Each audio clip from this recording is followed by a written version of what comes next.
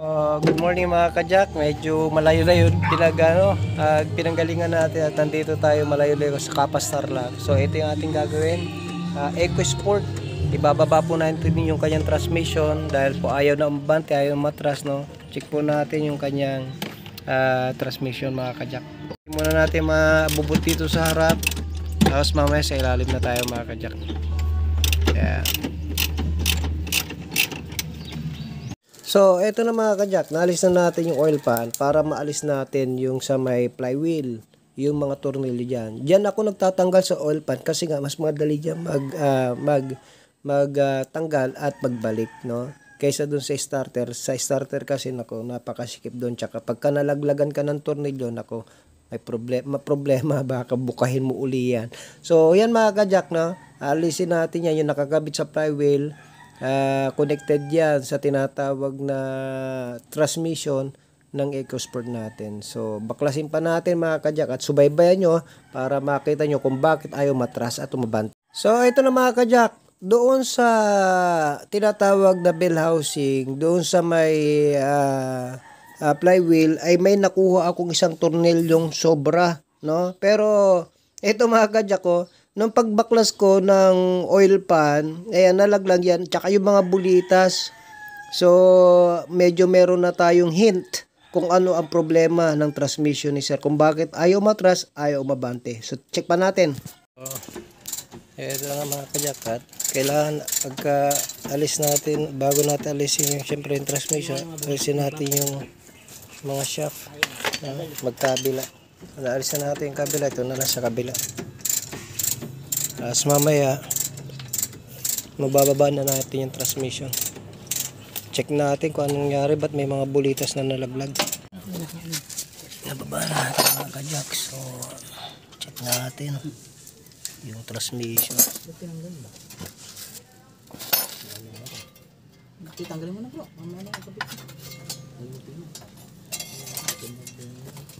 Ayan mga kajak, kung mapapansin nyo, nako, napakadumi at kinakalawang. Kita nyo yung kapal na yung mga kajak ko? Grabe. Kasi ito, sabi sa akin ng may-ari, pinagawa niya na tong transmission niya. So, 1 taon pa lang ata. Pero mga second hand ang nilagay na dry clutch at saka shift fork, no? Ayan, kapal ng dumi mga kajak ko. So, ayan, ipupuller natin mga kajak kasi may gamit tayo. Ayan. Puller natin yung ating dry clutch. Ayan. Tanggalin na natin. May puller tayo mga kajak na ginagamit para matanggal natin. Pansin nyo, maangat na. Yun. Ayan. Ibang iba pagka may proper tools na gamit tayo. Yun. Okay na. So, nakuha na natin sa pamamagitan ng puller natin. So, observe natin itong mga anak ko. Ano nangyari dito? Nagkanda durog-durog mga kajak ko. Ayun yung bulitas. Yung bearing po ang sira. Kaya pala. So, ito tanggal. Ang tawag dyan, throw bearing. No? Release bearing mga kajak. So, nadurog yun yung bulitas. Yan, no? So, nadurog-durog sa loob. Kaya, hindi maganda. Ayan. So, mabuti na lang walang kinayura ng bulitas. So, yan lang nangyari. So, observe tayo dito. So, ayan mga kajak na. Tignan yung bearing, durug-durug. So, anyway. Ayan mga kajak, bipit yung release bearing. Hindi na talaga under yan. Kahit na premier, ay abante, tsaka atras na ko. Wala na. Wala na mangyayari dyan. Ayan, umipit na. Durog. So mga kajak ko, yan yung nakita kong may mga bulitas. Sa may release bearing niya, na durog-durog, no, sa release bearing. So linisan natin ito mga kajak, tapos para maibalik na natin. So ayan, naikabit na natin yung clutch port B, yung una, tsaka yung A, nandito sa ibabaw. So ayan.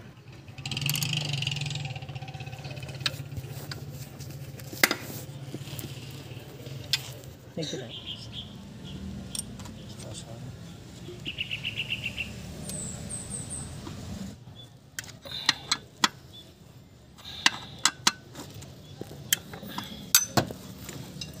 Ibang test.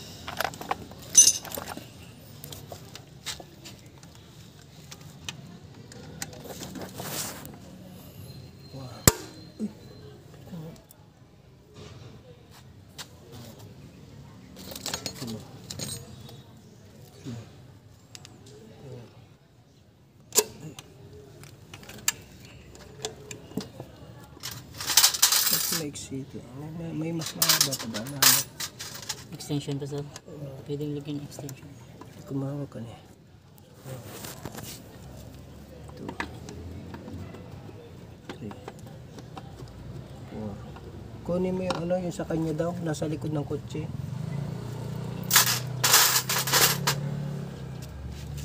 6, 7,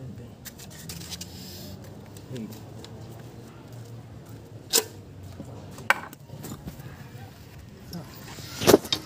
May gigit sila na.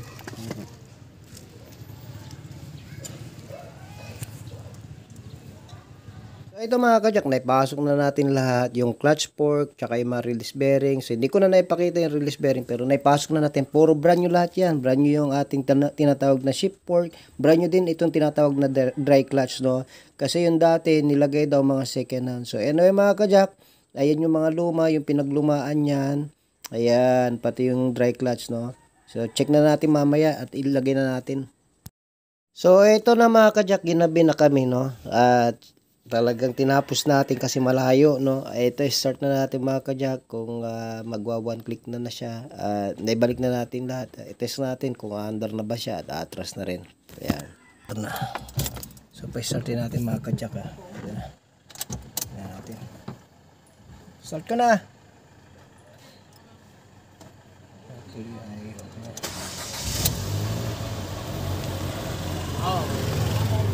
So, one click naman.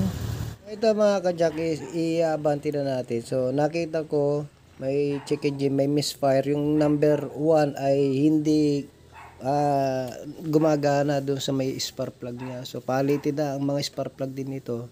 Kaso ginabi na kami, hindi na kami nakabili ng spark plug. So, anyway, papandarin na natin mga kajak. Papandarin ko lang.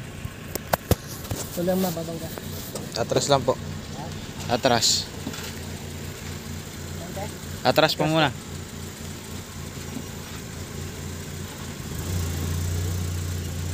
Okay po. Okay. Up.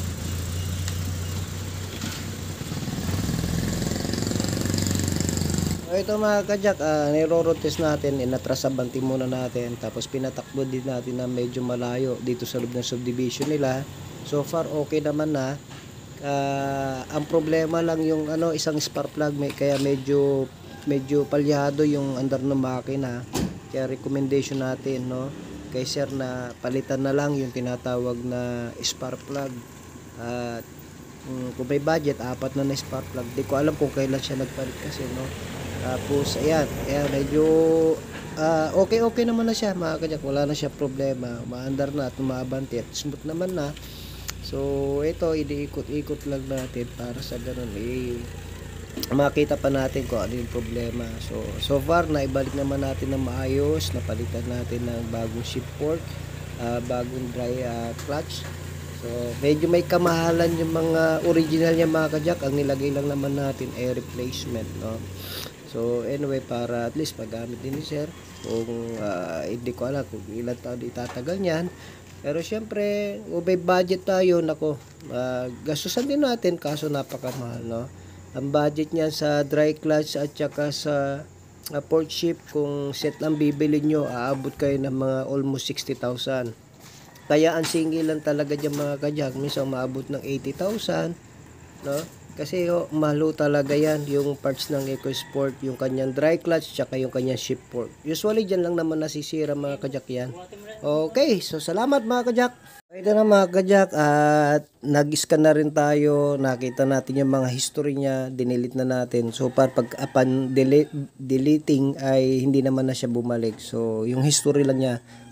Anyway, yun lang yung spark plug at maging okay na ito. So yun lang mga kajak, at sana meron na naman tayo natutunan patungkol sa EcoSport. God bless you po. Hanggang sa muli.